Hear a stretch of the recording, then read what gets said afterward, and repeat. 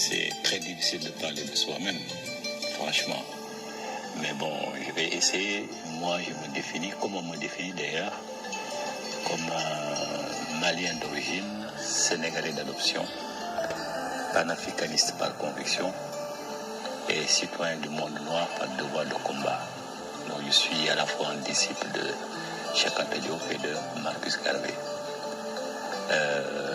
Je suis banquier de formation, mais depuis ma jeunesse, je me suis toujours intéressé à la littérature et aux arts.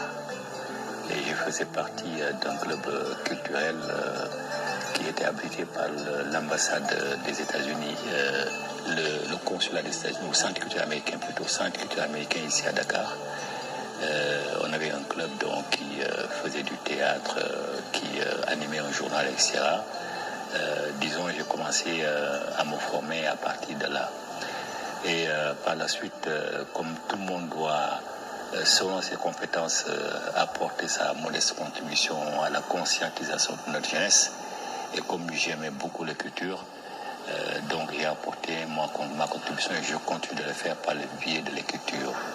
J'ai produit 36 livres, dont des essais, des récits historiques, de la fiction romanesque et de la littérature jeunesse. Actuellement, j'anime une association au Mali intitulée Rassemblement pour la réhabilitation de la religion négro-africaine, Maya, qui a un site internet dont le titre est 3RNA, tout simplement 3RNA Maya ou 3RNA tout simplement. Je suis le président de cette association, je suis aussi le président de la Ligue des écrivains du Mali.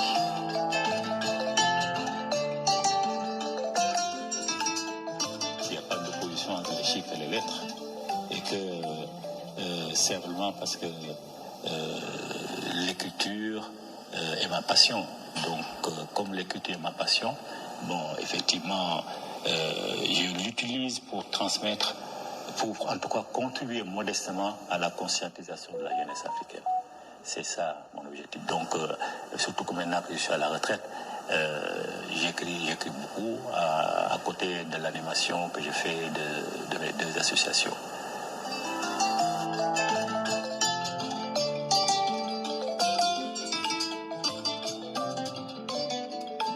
D'abord, la religion n'existe pas. C'est un mot récent inventé par les Romains. Il est d'origine latine. C'est quand Rome a commencé à dominer le monde.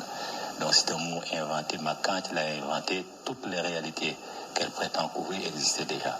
Donc il n'a apporté aucun enseignement, disons, différent de l'enseignement qui existait avant. Et que par conséquent, il faut l'effacer au détriment, au profit plutôt de la tradition. C'est seule la tradition qui existe.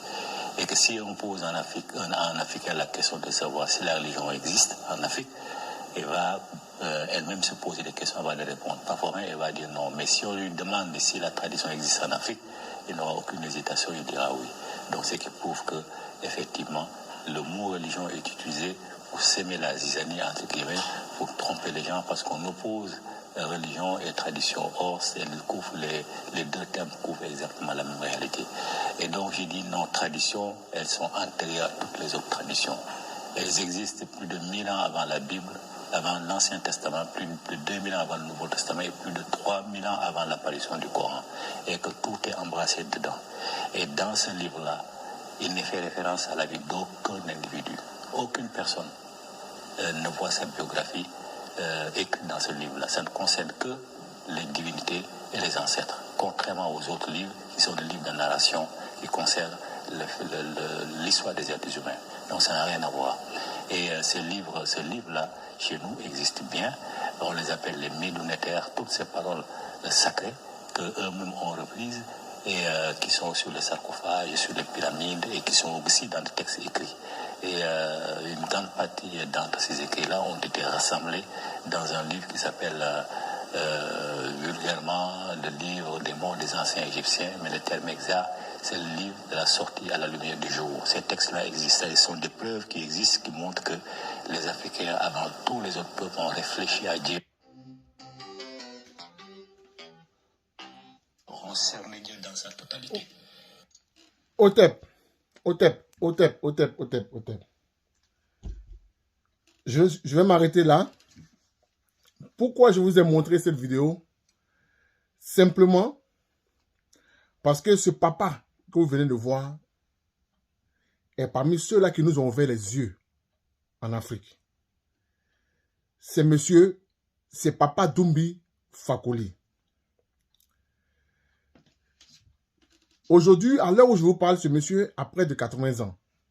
Sinon 80 ans. Ce monsieur est emprisonné par le régime, sous le régime d'Assimi Goïta au Mali. Ce monsieur a un âge très avancé. Je viens de vous dire qu'il a 80 ans. Il souffre de pathologies graves parce qu'on nous dit qu'il a la tension chronique et il est aussi diabétique. Ce monsieur a toujours défendu les valeurs africaines. Vous venez de voir. Mais à ma grande surprise qu'aujourd'hui, ce monsieur est encore en prison au Mali. Pourquoi? Simplement parce qu'il a défendu, parce qu'il défend la tradition et la spiritualité africaine. J'ai toujours dit que moi, je me méfie. J'ai toujours dit que moi, je me méfie. Attendez. J'ai toujours dit que moi, je me méfiais beaucoup des panafricains. Pourquoi? Parce que Assimi Goïta est panafricain. Tout le monde le sait. Même Doumbia Fakoli qui est en prison sous son régime l'a défendu. Mais le problème que j'ai avec les panafricains, voici ce qu'on a toujours dit, ce qu'on a toujours décrié, critiqué envers les panafricains.